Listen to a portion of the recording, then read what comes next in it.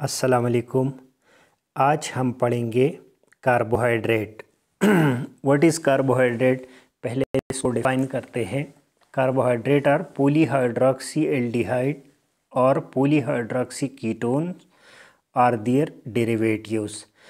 Carbohydrate में बहुत सारे हाइड्रॉक्सिल ग्रुप होते हैं, इसलिए इसको पॉलीहाइड्रोक्सी बोलते हैं। इसमें फंक्शनल ग्रुप या एल्डिहाइड होगा या फिर कीटोन, तो उसी बुनियाद पे इसको पॉलीहाइड्रोक्सी एल्डिहाइड या पॉलीहाइड्रोक्सी कीटोन बोलते हैं। लाइक फॉर एग्जांपल, जैसे इसमें ये हाइड्रॉक्सिल ग्रुप है, ये भी हाइड्रॉक्सिल ग्रुप है, ये भी हाइड्रॉक्सिल ग्रुप है, तो बहुत सारे हाइड्रॉक्सिल ग्रुप इसके अंदर प्रेजेंट होता है। इसके अलावा इसमें जो फंक्शनल ग्रुप है या फिर एल्डिहाइड होगा या फिर कीटोन। एल्डिहाइड और कीटोन में सिंपली क्या डिफरेंस है? वो ये है कि एल्डिहाइड में जो एक साइड पे हाइड्रोजन होता है और दूसरे साइड पे आर ग्रुप होता है, जबकि कीटोन में दोनों साइड पे आर ग्रुप होते हैं। तो फंक्शनल ग्रुप में ये डिफरेंस है। अच्छा, कार्बोहाइड्रेट के बारे में आगे पढ़ते हैं। आगे क्या है, एक मिनट इसको हटा दे। इसका जो जनरल फार्मूला है या जनरली ये जो कंपोज होता है उसमें क्या क्या होता है? कार्बन, हाइड्रोजन और ऑक्सीजन। इसमें याद रखने वाली बात यह है कि इसमें जो हाइड्रोजन और ऑक्सीजन है, इन दोनों के अंदर जो रेशो है वो H2O जैसा है, वाटर जितना रेशो हाइड्रोजन और ऑक्सीजन के दरमियान होता है। कार्बोहाइड्रेट की एग्जांपल स्टार्च है, ग्लाइकोजन है, शुगर है और सेलुलोज है। ये सारे कार्बोहाइड्रेट के एग्जांपल है जो हम अभी डिफरेंट ग्रुप्स में आगे पढ़ेंगे।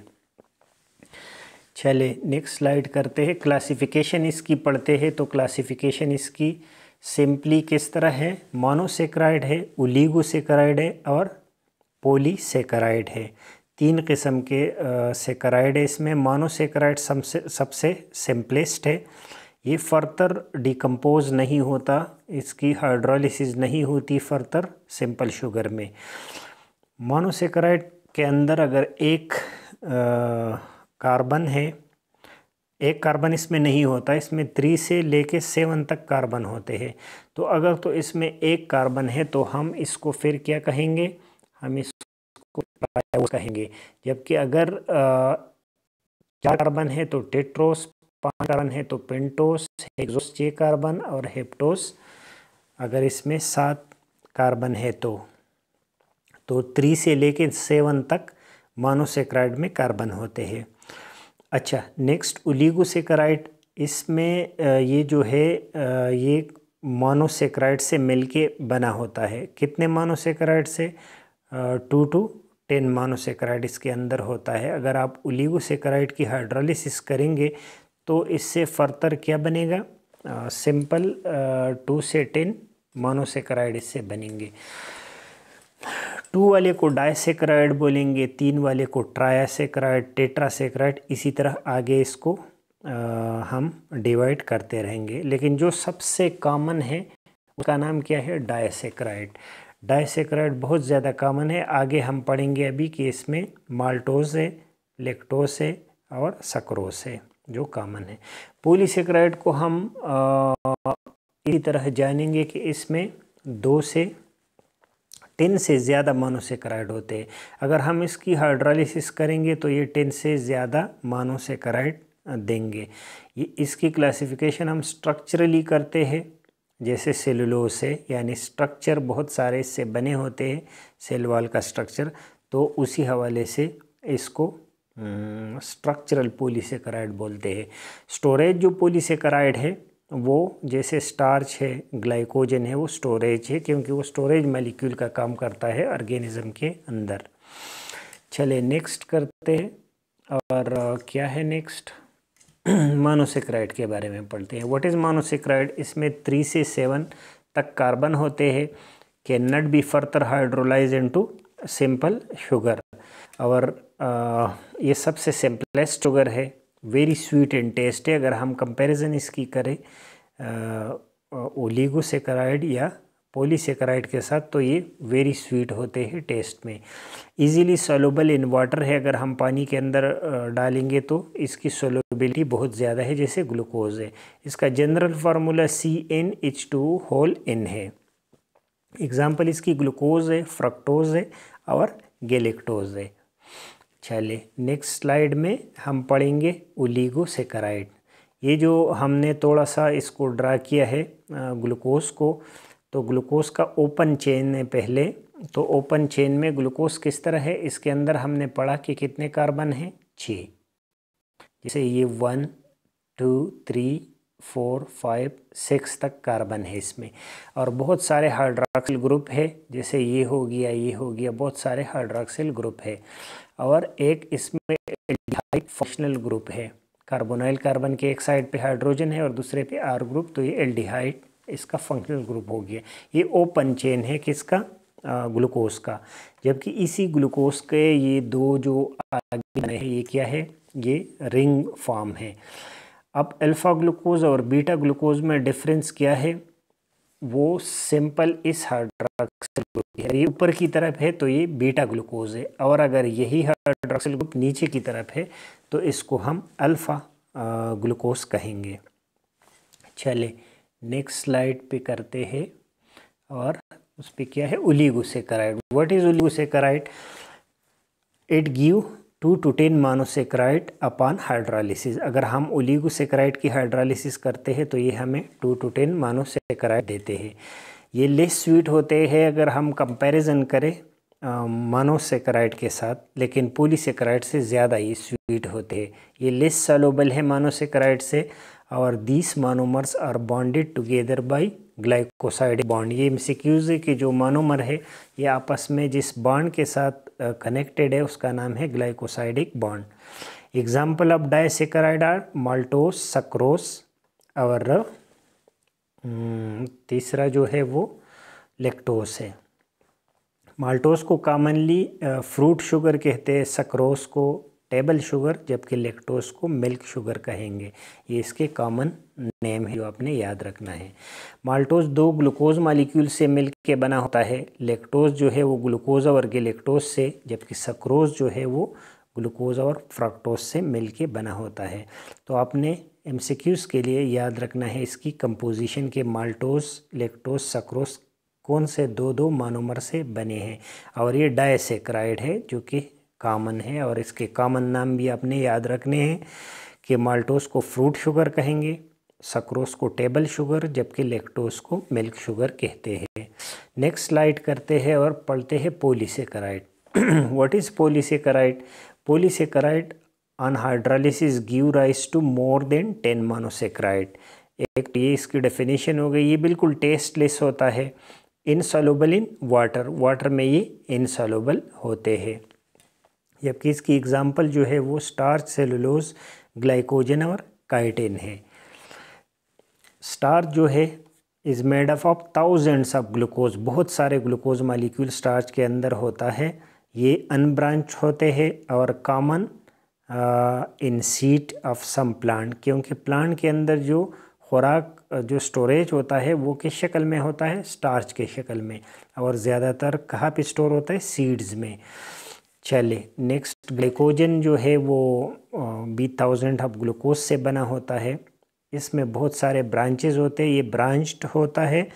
और ये किस लिए होता है, इसका फंक्शन क्या है, ये एनिमल में स्टोरेज का काम करता है। और एनिमल में स्टोरेज कहाँ पे होगा, लीवर में और मसल में। आपने एमसीक्यूज़ के लिए याद रखना है। सेलुलोज जो है इससे सेल वॉल बना होता है बहुत सारे प्लांट के अंदर, इसीलिए ये मोस्ट एबंडेंट कार्बोहाइड्रेट है नेचर में। ये भी एमसीक्यूज़ है कि सेलुलोज जो है वो मोस्ट एबंडेंट कार्बोहाइड्रेट है या पॉलीसैकेराइड है। चले नेक्स्ट जो है काइटिन है। काइटिन कहाँ पे होता है, ये बेसिक यूनिट है कहाँ पे, जो बहुत सारे एनिमल के और ख़ासतौर पर फंजाई के सेल वॉल में ये होता है। और कुछ एनिमल के जो एक्सोस्केलेटन है वो भी इसी से मिलके बना होता है। Next, classification and example of aldose and ketose form. हमने पढ़ा कि कुछ कार्बोहाइड्रेट होते हैं जिसके अंदर फंक्शनल ग्रुप एल्डिहाइड होगा, तो हम इसको एल्डोज बोलेंगे, और जिसके अंदर कीटोन फंक्शनल ग्रुप है उसको कीटोज बोलेंगे। जैसे लाइक फॉर एग्जांपल हम समझ के अगर 3 कार्बोहाइड्रेट है तो हम उसको ट्राइवोज बोलेंगे। अब अगर यही जो ट्राइवोज है इसके अंदर अगर फंक्शनल ग्रुप एल्डिहाइड है तो हम उसको ग्लिसरॉल एल्डिहाइड बोलेंगे, लेकिन अगर कीटोन है तो फिर हम इसको डाइहाइड्रॉक्सी एसीटोन बोलते हैं। इसी बिना पे जो टेट्रोस है उसके भी दो नाम है, पेंटोस के भी दो नाम है, और हेक्सोस, अगर जैसे हेक्सोस बहुत कॉमन है जो ग्लूकोज है, अभी हमने उसका स्ट्रक्चर भी देखा कि उसमें फंक्शनल ग्रुप एल्डिहाइड था, तो अगर फंक्शनल ग्रुप ग्लूकोज एल्डिहाइड है तो ग्लूकोज कहेंगे हेक्सोस को, लेकिन अगर फंक्शनल ग्रुप कीटोन है तो फिर इसको फ्रक्टोस कहेंगे। और सेम इसी तरह हेप्टोस का भी है कि हेप्टोस जो है अगर उसमें एल्डोस फंक्शनल ग्रुप है, एल्डिहाइड फंक्शनल ग्रुप है, तो उसको हम गैलेक्टोहेप्टोस कहेंगे, जबकि अगर उसके अंदर कीटोस फंक्शनल ग्रुप है तो उसको हेप्टोलोस फिर कहेंगे। चले नेक्स्ट स्लाइड पे चलते हैं। नेक्स्ट स्लाइड पे क्या पढ़ेंगे हम, सम इम्पॉर्टेंट डेफिनेशंस है जो हम अभी इसी स्लाइड में सीखेंगे।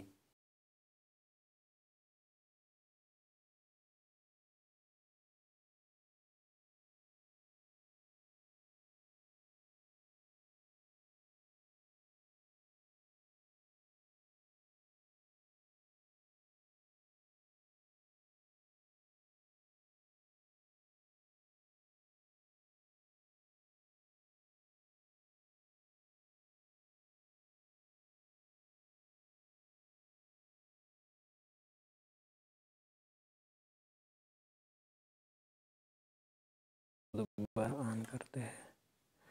तो इम्पॉर्टेंट डेफिनेशन में सबसे पहले डेफिनेशन किस चीज़ का है, आइसोमर का। What is isomer? Isomer are those molecule which have the same molecular formula but different structural formula. Isomer actually होता ये है कि उसके अंदर जो मॉलिक्यूलर फार्मूला है वो सेम होता है, जबकि स्ट्रक्चर फार्मूला डिफरेंट होता है। जैसे like for example glucose, fructose और गैलेक्टोज एक दूसरे के आइसोमर है। नेक्स्ट पढ़ते हैं स्टीरियो आइसोमर। ये क्या होता है? स्टीरियो आइसोमर वो मॉलिक्यूल है जिसका मॉलिक्यूलर फार्मूला जो है वो सेम होता है बट डिफर इन अरेंजमेंट उसके अंदर डिफरेंट होता है। जैसे डेक्स्ट्रो रोटेटरी ग्लूकोज होता है और लीवो रोटेटरी ग्लूकोज होता है।